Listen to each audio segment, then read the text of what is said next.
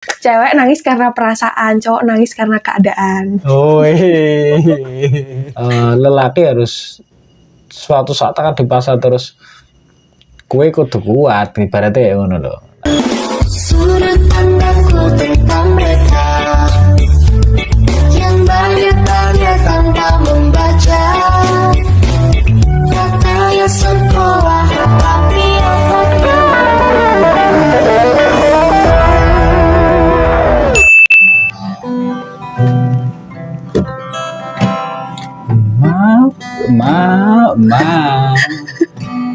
makan kerung tak mampu beli susu, BBM naik tinggi, susu tak terbeli, orang pintar tarik subsidi, mungkin bayi kurang gizi. Semuanya.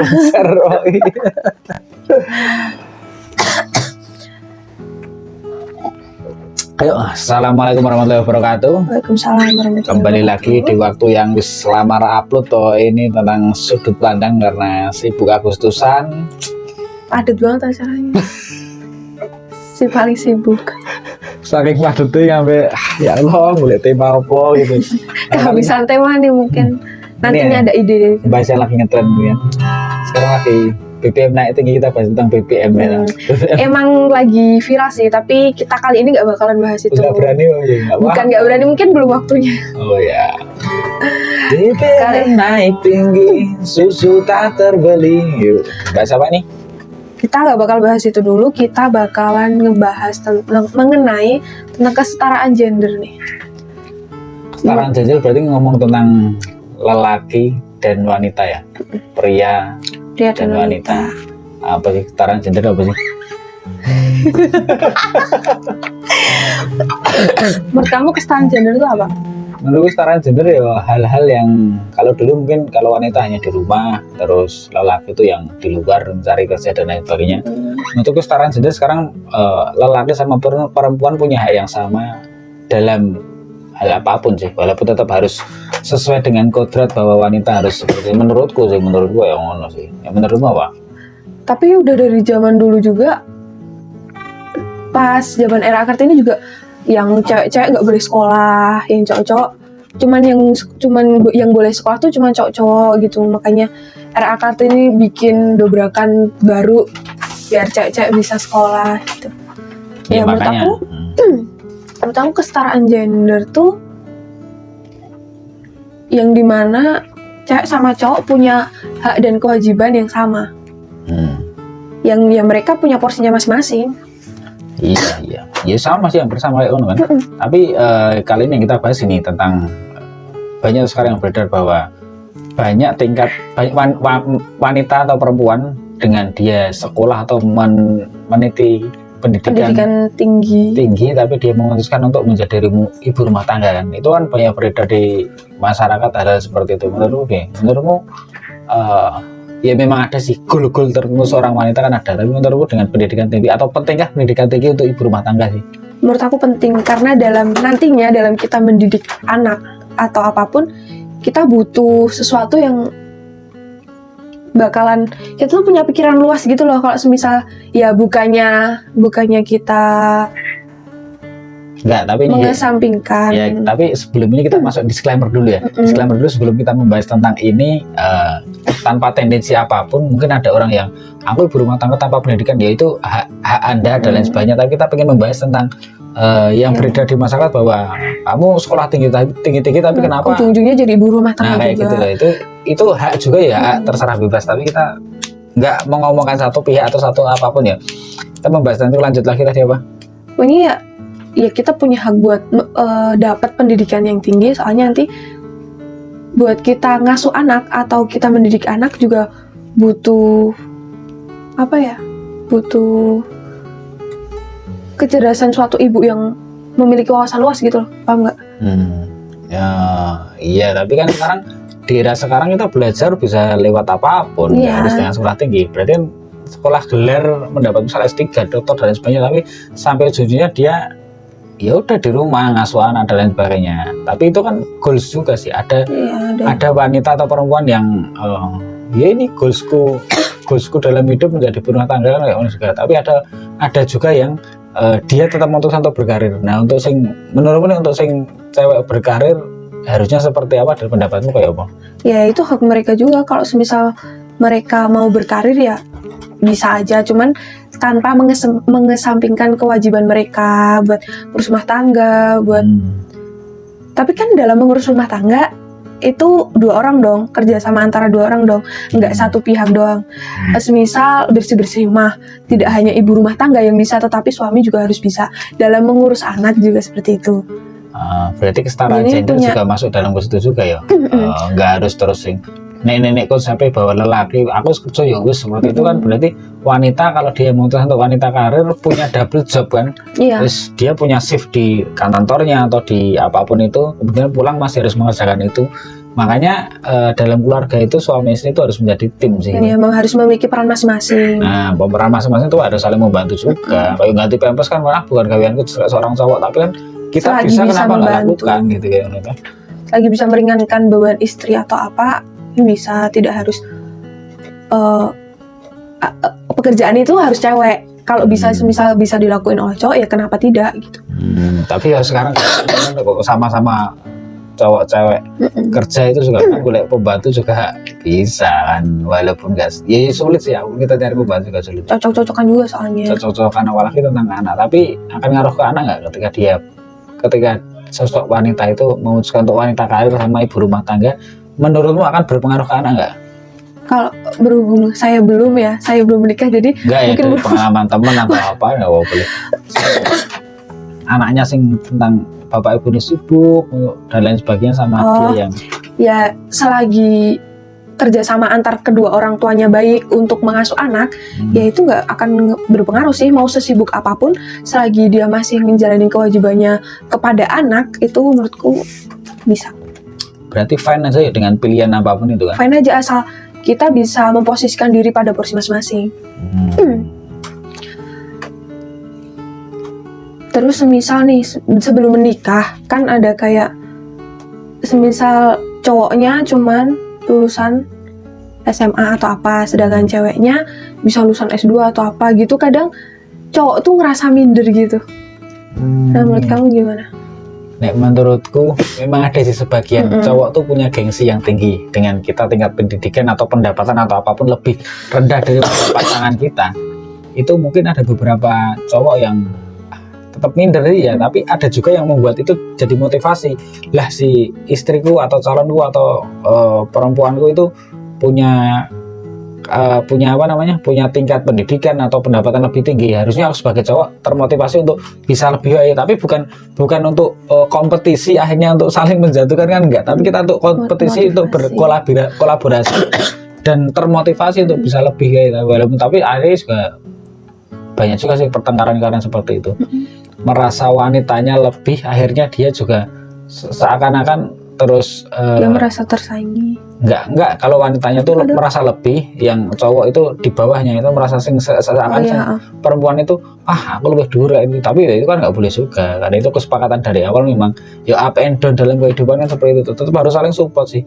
Kalau masalah minder, aku yakin mungkin banyak ketika seorang suami punya istri yang jauh tinggi di atasnya mungkin ada minder. Tapi itu lagi kalau aku pribadi mungkin itu justru menjadi motivasi Ben.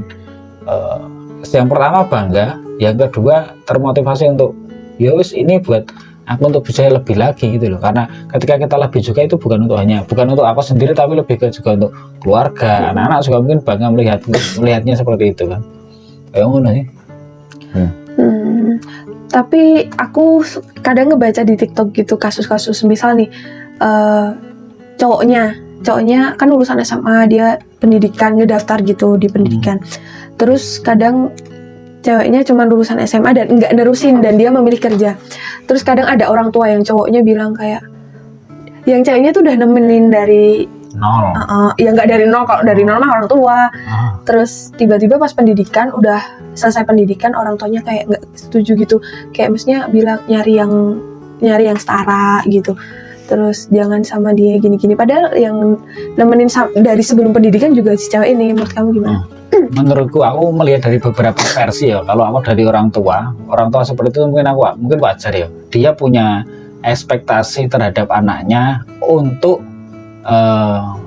menemani dalam hidupnya kan gitu loh. Karena yang menemani dalam hidupnya itu kan pasangannya, bukan orang tuanya, sampai akhir hayatnya seperti itu loh.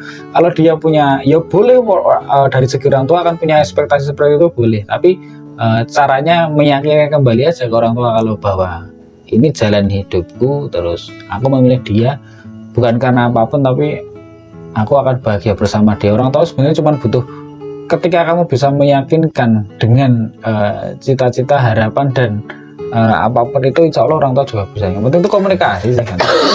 Tapi wajar kalau setiap orang tua akan menanyakan seperti itu, walaupun nggak semua orang tua ya, nggak semua orang tua, tapi menurutku wajar sih, karena yo cita-cita orang tua itu pengen melihat anaknya Lebih dari. iya sih, itu sing kebanyakan orang tua kan seperti itu sih. Iya. Nah, tentang kesetaraan gender juga sekarang banyak pemimpin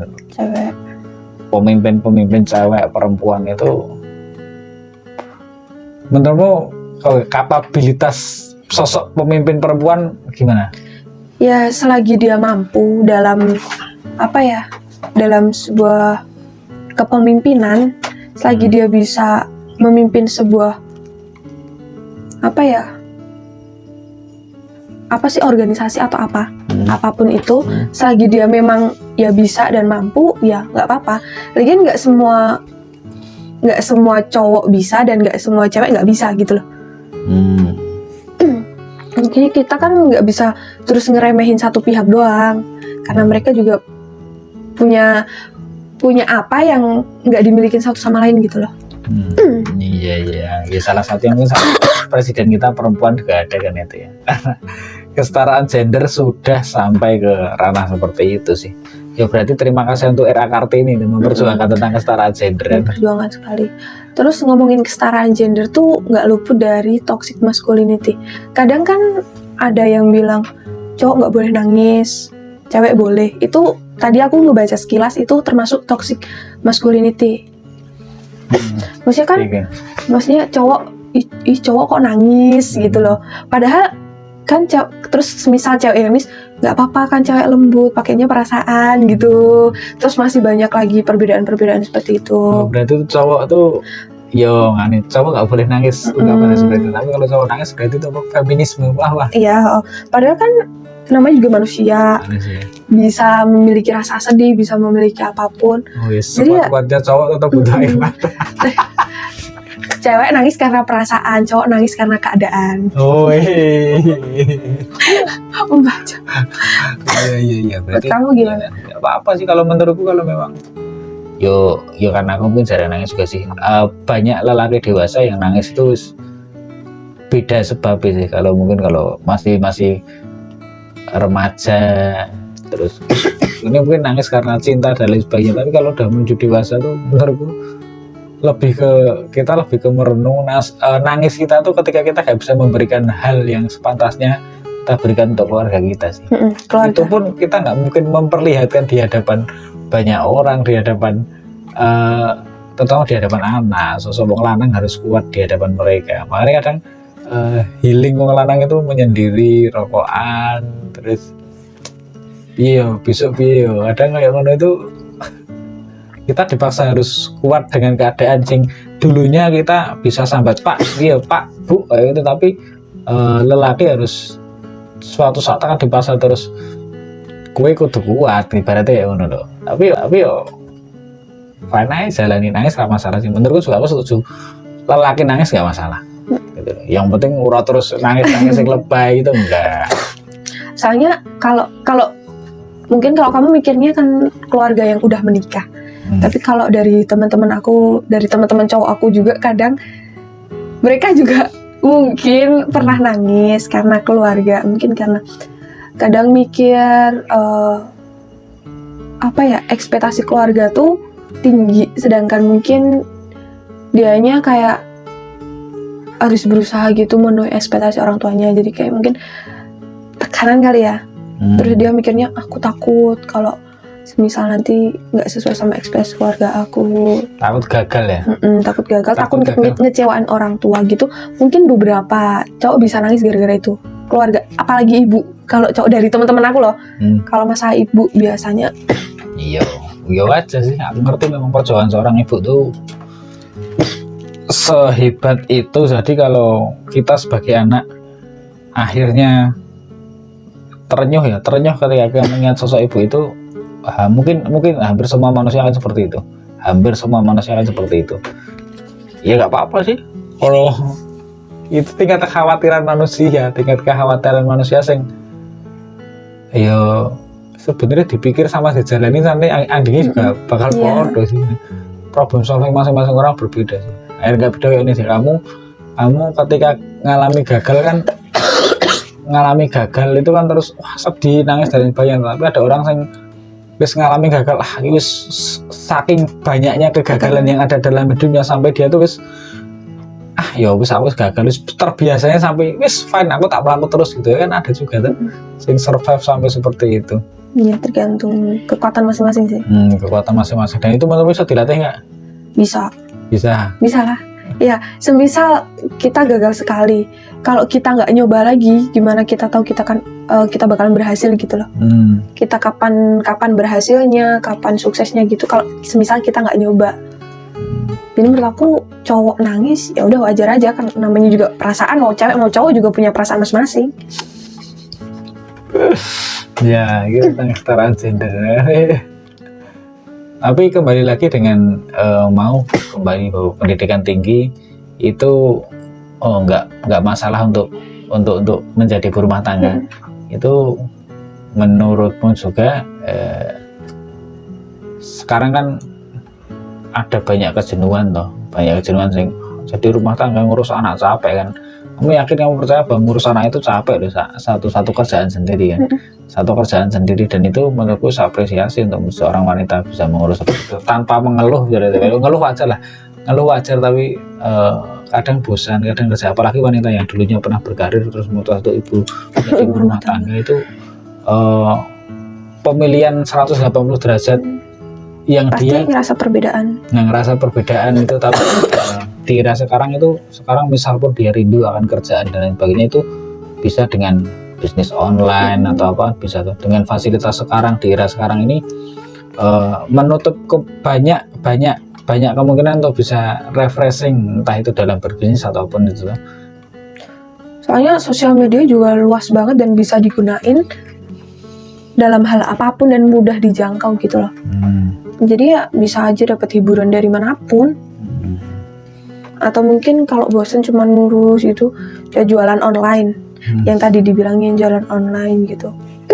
Itu menurut aku hiburan, apalagi kalau sampai laku gitu, bonus. Tapi itu kan memutuskan untuk itu. Nih ada lagi, wanita memutuskan untuk bekerja karena membantu ekonomi suami yang bisa dibilang itu bukan kurang sih ya, tapi mungkin belum stabil itu gimana?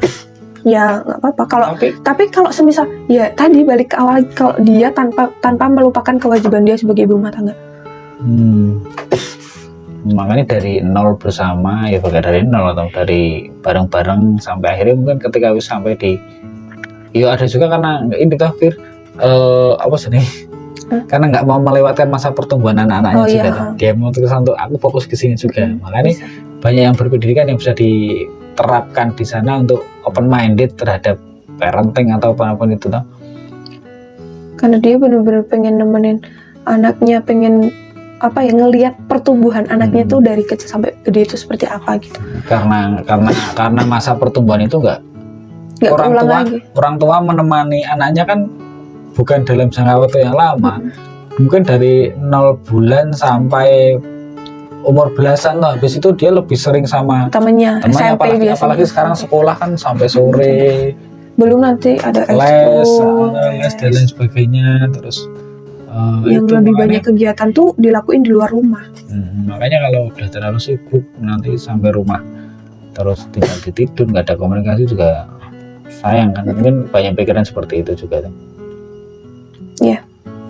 Ya Allah. Iya. Ya seperti itu. Makanya di balik cowok-cowok hebat atau di balik cowok sukses dan hebat itu menurutku bukan karena ada wanita di belakangnya sih, tapi karena ada wanita di sampingnya yang jalan bareng-bareng untuk menggapai cita-citanya sih. Sip. Bisa cukup seginilah. Udah malam. Jam 11.